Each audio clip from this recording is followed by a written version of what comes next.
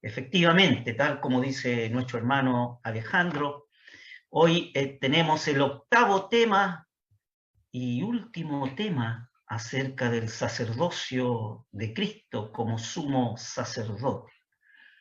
Efectivamente, el tema de hoy es el día de expiación. En el día de expiación era un día de servicio solitario. Fíjese, apreciados hermanos, que existen otras referencias en la Escritura, aparte del Levítico 16, el cual hemos estudiado, el cual revela en detalle todo el ceremonial del gran día de expiación, es decir, el día de Yom Kippur que hemos estudiado. Existen otras referencias entonces. Vamos a ver algunas otras referencias. Este está en Éxodo 30, el texto 10, y dice así: y sobre sus cuernos hará Aarón expiación, una vez en el año con la sangre de la expiación para las reconciliaciones. Una vez en el año hará expiación sobre él en vuestras edades. Será muy santo a Jehová o a Yahvé. Aquí este texto de Éxodo 30, 10 se hace referencia al altar de oro, es decir, al altar de perfume, aquel altar de incienso que estaba en el lugar santo, el cual representa a Cristo como nuestro mediador, representa la intercesión del Señor, el cual está basada en su sacrificio. La presencia ante este altar ofrece en figura una posición de grande bendición. Allí se goza de la realidad y la eficacia de la intercesión de Cristo. Y todo reposa sobre el fundamento inconmovible de la sangre esparcida allí en ese altar. Tal cual como dice Hebreos 9 en su texto 22 al 24, y casi todo es purificado según la ley con sangre, y sin derramamiento de sangre no se hace remisión. Entonces dice la Escritura, fue necesario pues que la figura de las cosas celestiales fuesen purificadas con estas cosas, empero las mismas cosas celestiales con mejores sacrificios que estos, porque no entró Cristo en el santuario hecho de mano, figura del verdadero, sino en el mismo cielo para presentarse ahora por nosotros en la presencia de Dios. Así reza el texto de Hebreos 9 desde el 22 al 24.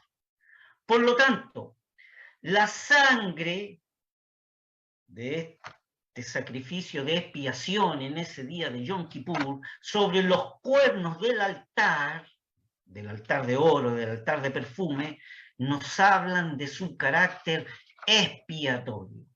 Entonces en Éxodo capítulo 30, el texto 10, hace referencia al día de expiación, dando énfasis que la sangre sobre los cuernos de este altar de incienso habla del carácter expiatorio que tiene esa sangre. Encontramos otra referencia también al día de Yom Kippur, ese día gran, el día de expiación, en Levítico 23, desde el texto 26 al 32.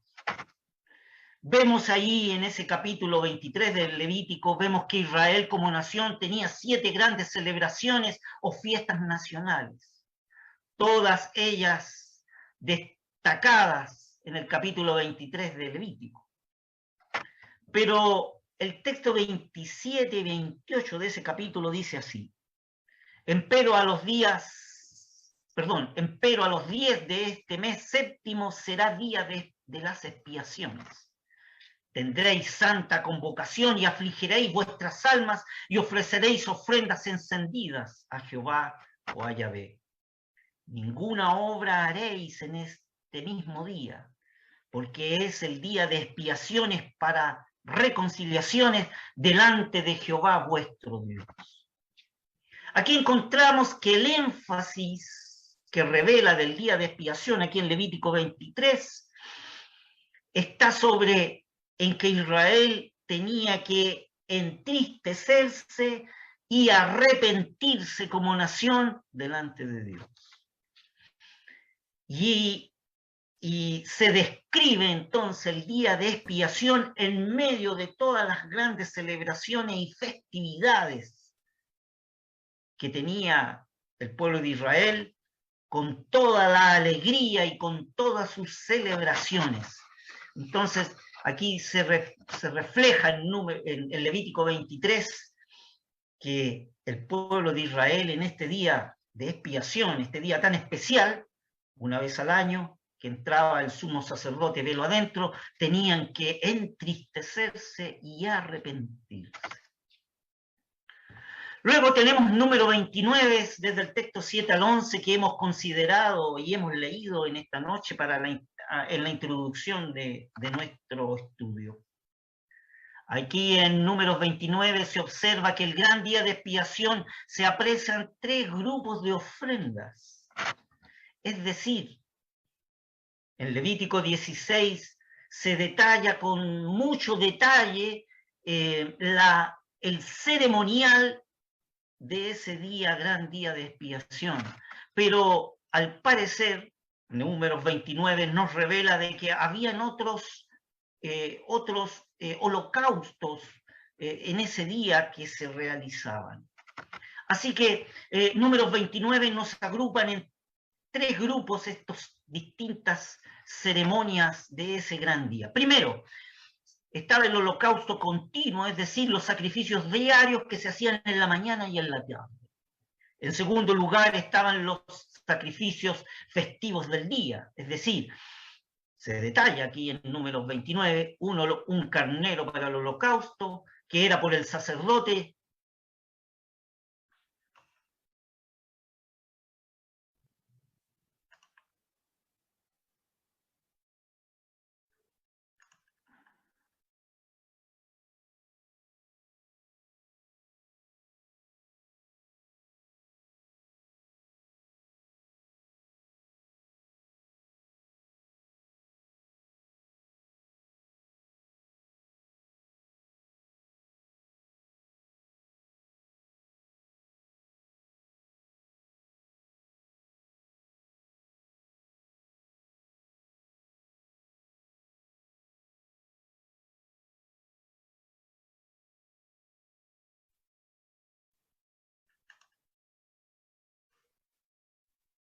No se escucha nada.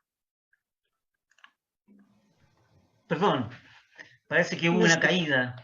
Sí, no una interrupción. Nada. Continuamos entonces. Decíamos que el número capítulo 29, desde el texto 1 al texto 11, revela otro aspecto del gran día de expiación. Y el énfasis aquí en números 29 era precisamente demostrar o manifestar que habían otros holocaustos que se hacían ese día. Y estos están descritos en 3 grandes grupos. Primero estaba el holocausto continuo, es decir, aquellos sacrificios diarios que se hacían en la mañana y en la tarde. En segundo lugar estaban los sacrificios que eran los sacrificios festivos de ese día tan especial, que consistían en un carnero para el holocausto, que era por el sacerdote y por el grupo de sacerdotes. Había un becerro joven, un carnero y 7 corderos para holocausto y un macho cabrío como sacrificio por el pecado. Luego venía la tercera parte del sacrificio en este día, que eran los sacrificios expiatorios del día, el cual están descritos en detalles allí en Levítico 16. Tenemos que destacar un punto de importancia: la entrada del sumo sacerdote al lugar santísimo. El punto que nos interesa considerar es analizar cuántas veces entraba el sumo sacerdote al lugar santísimo en ese día de expiación, en ese día de Yom Kippur, el cual entraba una vez al año, velo adentro. ¿Y cuál era la parte del ceremonial en cada caso? Fíjese que en general hay 2 grandes opiniones. Hay un grupo de comentaristas que señalan que Aarón en ese gran día de expiación entraba al lugar santísimo tan solo 2 veces en ese memorable día. Sin embargo, hay otros comentaristas afirman que lo hacía 3 veces.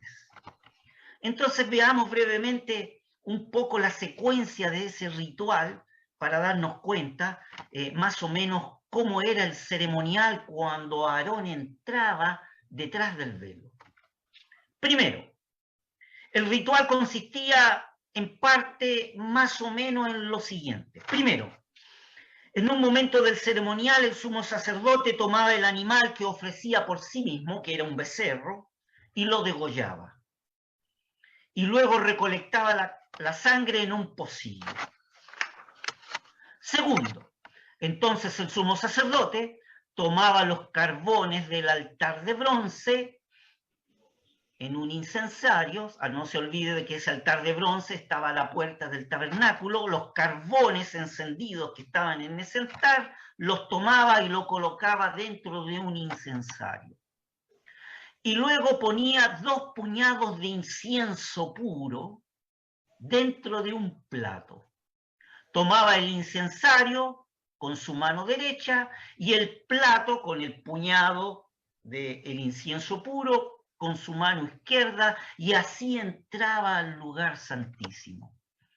Enseguida arrojaba el polvo del incienso que lo tenía en el plato en la mano izquierda sobre los carbones encendidos que tenía el incenciario sobre la mano derecha, y se producía un humo dentro del recinto.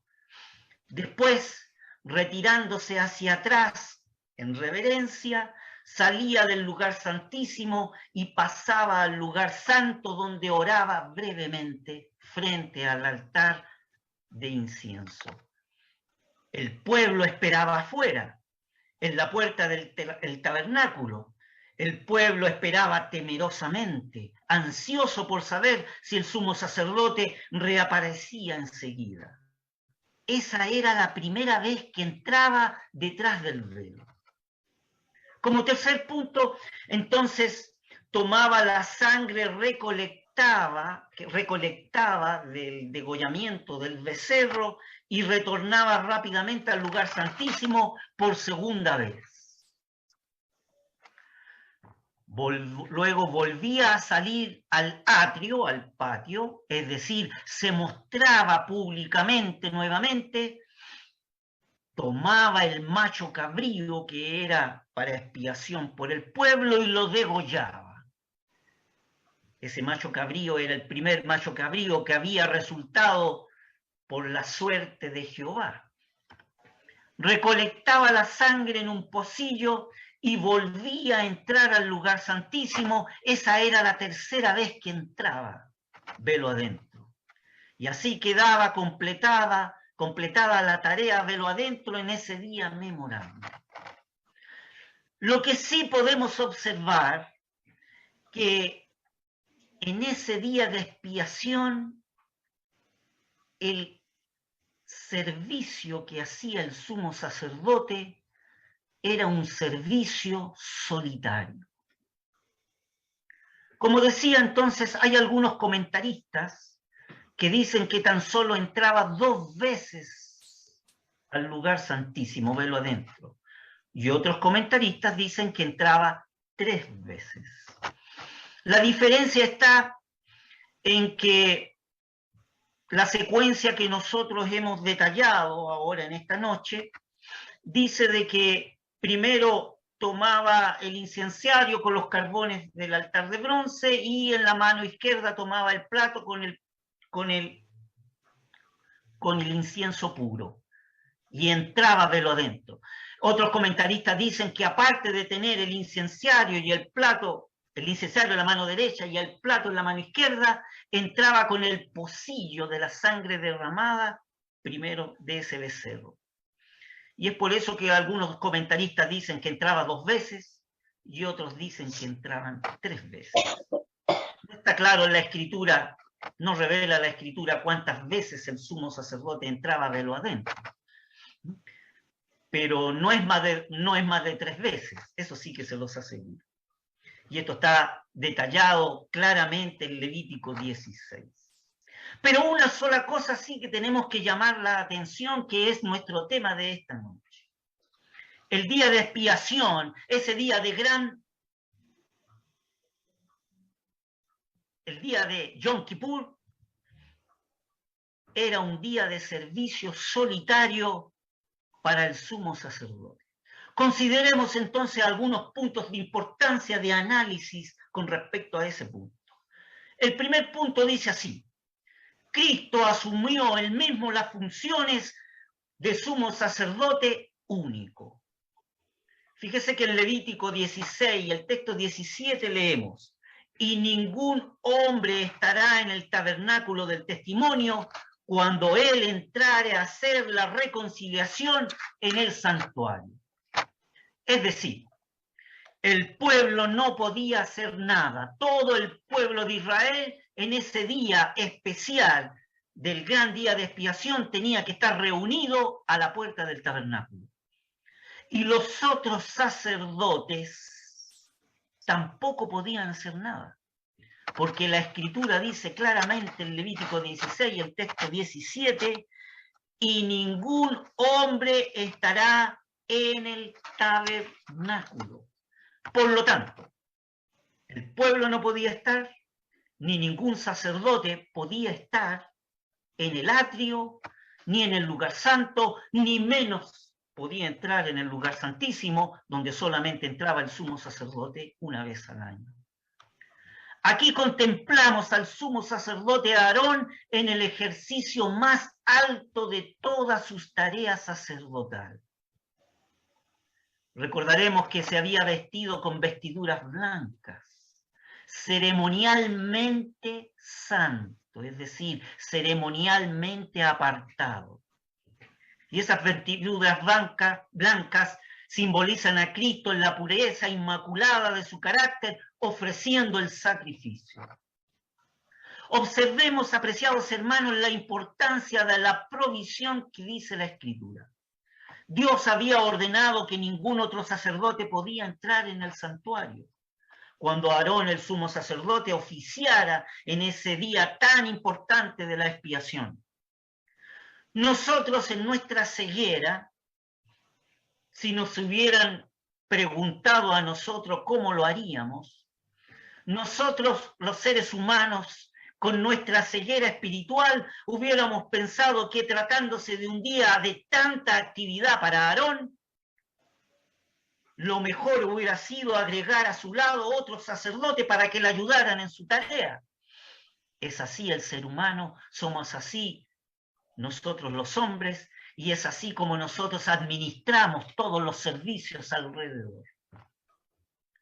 Pero la sabiduría y la soberanía de Dios ordenó lo contrario, precisamente para poder preservar un símbolo especial. ¿Y cuál es ese símbolo? Cristo como sumo sacerdote, escuche bien, apreciado hermano, apreciada hermana, Cristo como sumo sacerdote no comparte con nadie su gloria como Salvador y como sumo sacerdote. Nadie está a su nivel. No hay corredentores. No hay intercesores. Porque Él, el Señor Jesús, es el único Salvador y Él, el Señor Jesús, es el único intercesor de su pueblo amado y redimido. Y es por eso la razón en que Dios en su soberanía y en su omnisciencia ordenó que tan solo el sumo sacerdote en ese día tenía que trabajar solo.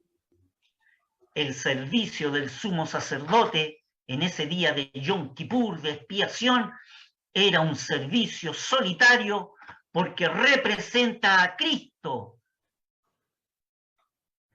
en su oficio como Salvador, porque es la víctima, y en su oficio sacerdotal, porque es el sumo sacerdote que intercede por su pueblo. La Escritura Lo detalla posteriormente diciendo, porque hay un Dios, asimismo un mediador entre Dios y los hombres, Jesucristo hombre. Cristo no comparte con nadie su gloria sacerdotal. El Nuevo Testamento enseña que todo creyente es un sacerdote para ofrecer sacrificios espirituales, pero no sacrificios redentores. Pero nadie recibe el sagrado título de sumo sacerdote, sumo pontífice, sino que el Espíritu Santo solo asigna ese título tan especial al Señor Jesucristo. Además, el Señor no constituyó ningún orden de sacerdotes en el Nuevo Testamento semejante al que existía en el Antiguo Testamento, sino que asumió él mismo las funciones de sumo pontífice único a favor de su pueblo y a favor suyo, apreciado hermano, apreciada hermana. Este sumo sacerdocio de Cristo lo ejerce hoy plenamente y no lo ha transferido ni a la iglesia ni a nadie en la tierra. Esto nos lleva a considerar, apreciado hermano, hermanos, nuestro segundo punto de estudio de esta noche.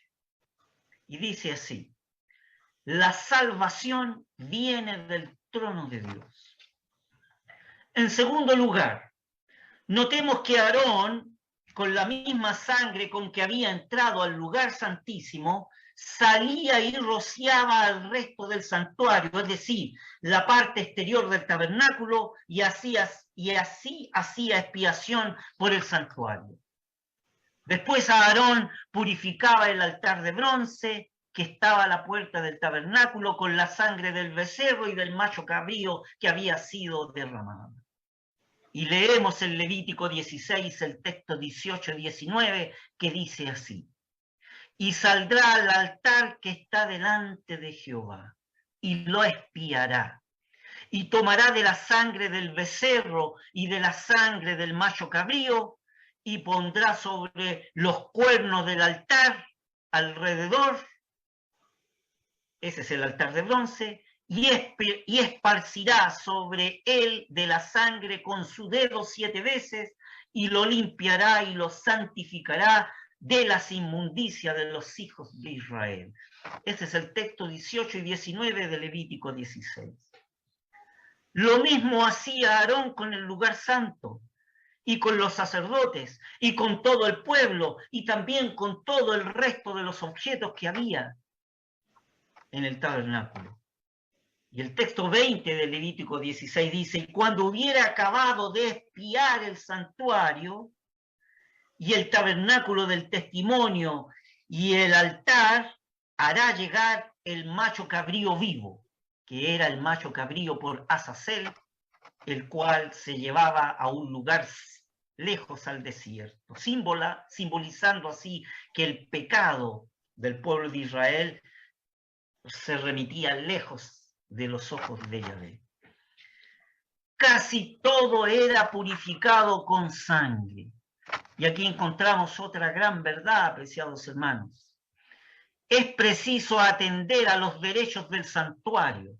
Es preciso que los atrios de Jehová, igual que su trono, den testimonio del valor de la sangre.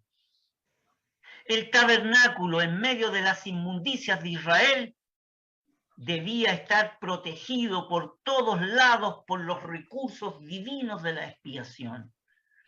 En todas las cosas, Jehová cuida de su propia gloria al realizar este rito. Los sacerdotes y sus servicios y el lugar del culto, todo lo que estaba en él estaba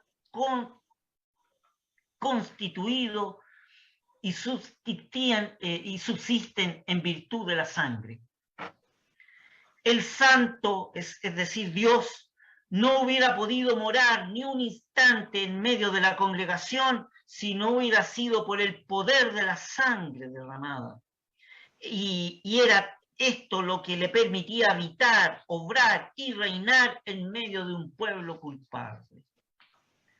La sangre que se derramaba en el lugar de la inmolación, es decir, junto al altar de bronce, allí a la puerta del tabernáculo, era primero presentada a Dios en el lugar santísimo. Y solo desde allí era aplicada para santificar todo el resto del tabernáculo. La verdad que la lección es directa. Eso nos hace pensar de que la salvación viene de Dios. La salvación viene del trono de Dios. En cuanto el hombre se reconoce como pecador, en cuanto el hombre esté dispuesto a admitir su pecado, encuentra que hay uno que asume la responsabilidad por sus pecados. Y es en el Evangelio que el hombre es sacado de la soledad en que se encuentra su alma, porque el hombre es traído cara a cara con Dios. No solo se enfrenta con la santidad de Dios, sino que el hombre se enfrenta también con la compasión y con la misericordia de Dios.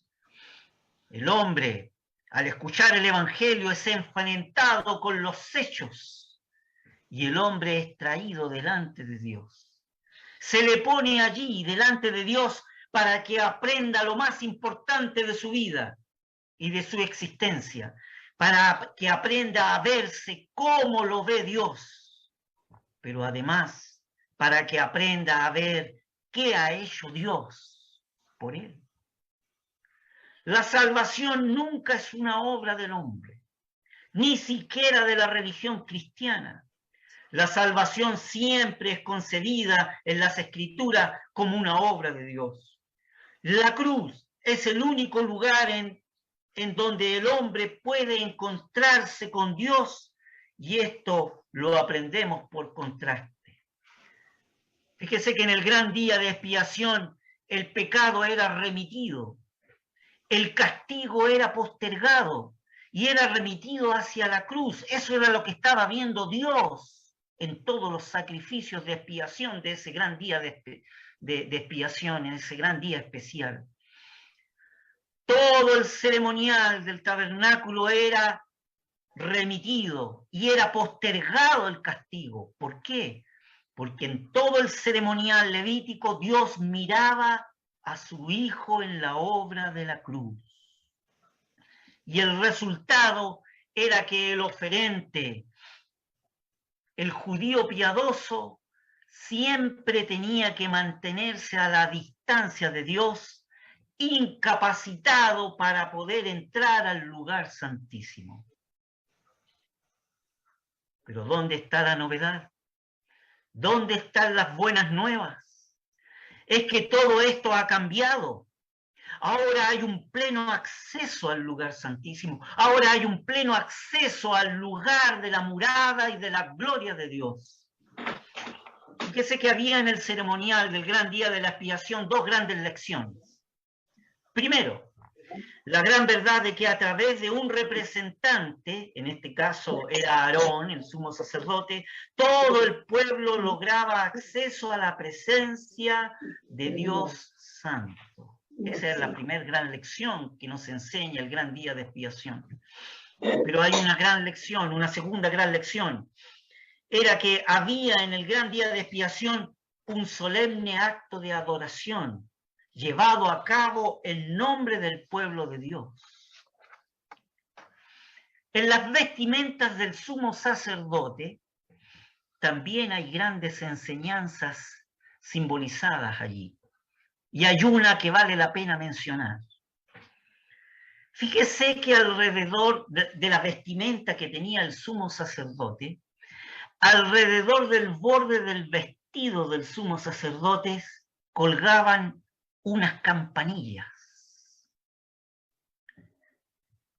¿Cuál era el propósito de esas campanillas que colgaban del borde del vestido del sumo sacerdote?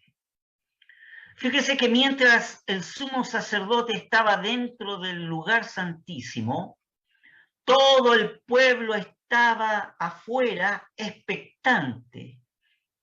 Mientras Aarón, el sumo sacerdote, estaba velo adentro, escondido de la mirada pública de todos, cualquier israelita que estaba a la puerta sabía que no era cosa ordinaria entrara en el lugar santísimo, a la presencia de Dios. Porque Dios es fuego consumidor. La pregunta era que se hacía el judío piadoso y la pregunta que se hacía todo el pueblo de Israel que estaba a la puerta del tabernáculo mientras el sumo sacerdote hacía la expiación en ese gran día, la pregunta que se hacían era, ¿saldrá de allí con vida? Podemos imaginarnos entonces la alegría cuando otra vez se escuchaban las campanillas mientras el sumo sacerdote atravesaba el lugar santo y salía al atrio. Cuando escuchaban esto, cuando lo veían salir, sabían que el sumo sacerdote estaba todavía con vida y que su sacrificio, la ofrenda que había presentado en el lugar santísimo, en la presencia de Dios, allí en el propiciatorio, la sangre que se había esparcido allí era suficiente. Es decir, Dios la había aceptado y sus pecados estaban perdonados por un año más. ¿Cuál es la lección? Dios ha provisto en Cristo el sumo sacerdote y a la suprema víctima. Aquella vida entregada por parte del Señor Jesús da valor a su ofrenda hecha en la cruz. Aquella vida, aquel carácter son antes que nada la satisfacción de Dios. Y es en esta ofrenda de su Hijo amado que el Padre nos ha aceptado a nosotros. Tal como dice la palabra en el Nuevo Testamento, somos aceptos en el amado, ahí en Efesios 1:6. Lo que otorga valor supremo a esta ofrenda, la del Señor Jesús, es que la víctima que ha sido ofrecida es no solo un ser humano sin mancha, sino que es Dios hombre, el único Hijo de Dios, cuya vida es más valiosa que todo el universo. Y es por eso que la Escritura expresa que Él es hecho más sublime que los cielos. Es la gran verdad de que un solo sacrificio ha obtenido eterna redención. Ha hecho que todos los otros sacrificios sean superfluos, sean innecesarios. Además, todos los sacrificios del ritual del Antiguo Testamento, todo aquel sacrificio del ritual arónico, es insuficiente. De manera que toda la ofrenda, cruenta o incruenta, ha perdido su razón de ser. Porque ahora hay un Cordero de Dios que ha quitado para siempre el pecado del mundo. Dios ha aceptado esa ofrenda, ninguna otra tiene valor infinito, ninguna otra ofrenda tiene un mérito infinito. Dios ha encontrado plena satisfacción en la muerte de su Hijo y el pecador es llamado a recibir paz para su alma en esa misma gran ofrenda que ha dado satisfacción a un Dios santo y justo. Esto nos lleva a pensar y a considerar el tercer punto de análisis de esta noche, que dice así: el Evangelio es el llamamiento de Dios para recibir por la fe a la persona gloriosa que ha dado satisfacción por el pecado del hombre. La idea central de la expiación, que se enseña allí en Levítico 16 y en los textos que hemos considerado en esta noche, consiste en la remoción de la culpabilidad que surge del pecado del hombre. El sacrificio es la provisión por la cual esta culpabilidad es removida. Por lo tanto, el sacrificio es una provisión del amor de Dios para el hombre. ¿Por qué? Porque es la que remueve la culpabilidad del hombre. En otras palabras, el sacrificio consiste en aceptar vicariamente, es decir, sustitutoriamente, la transferencia de la culpa desde el oferente a la víctima sacrificada, y soportar vicariamente, es decir, sustitucionariamente, la penalidad. Esta definición contiene elementos esenciales para entender el concepto bíblico de sacrificio. Se trata no solamente de que el animal es inmolado, es decir, es sacrificado, sino que además es presentado a Dios. Un sacrificio es la ofrenda de una víctima. ¿Dónde está lo maravilloso?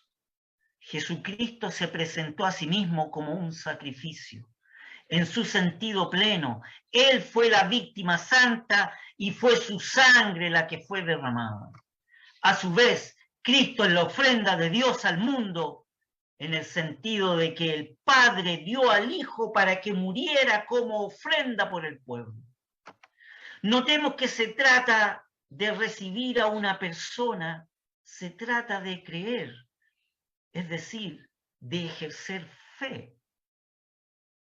Y una fe genuina, verdadera. ¿Y qué es la fe? La Escritura revela que es la sustancia, es decir, la certeza de las cosas que se esperan, la demostración de las cosas que no se ven. Esa es la fe. La fe es creer, pero aparte de creer envuelve dos elementos más esenciales. No solo la fe es creer a Dios, a su persona, a su palabra, sino también la fe envuelve en confiar en lo que Dios da. Y Dios dio a su Hijo unigénito para que todo aquel que en él creyese no se pierda, dice la Escritura. Por lo tanto, la fe es creer y confiar, pero existe un tercer elemento de importancia que define la fe, que es el obedecer. Aquel que cree por fe es aquel que obedece. Aquel que confía en Dios por fe es aquel que obedece. Por lo tanto, la fe, genuina fe, es creer, confiar y obedecer.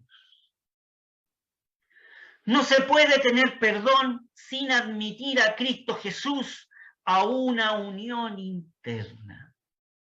No se puede tener el perdón de Dios sin admitir a Cristo Jesús a tener una unión interna con el alma del hombre, una unión estrecha en el corazón, en la mente y en la vida.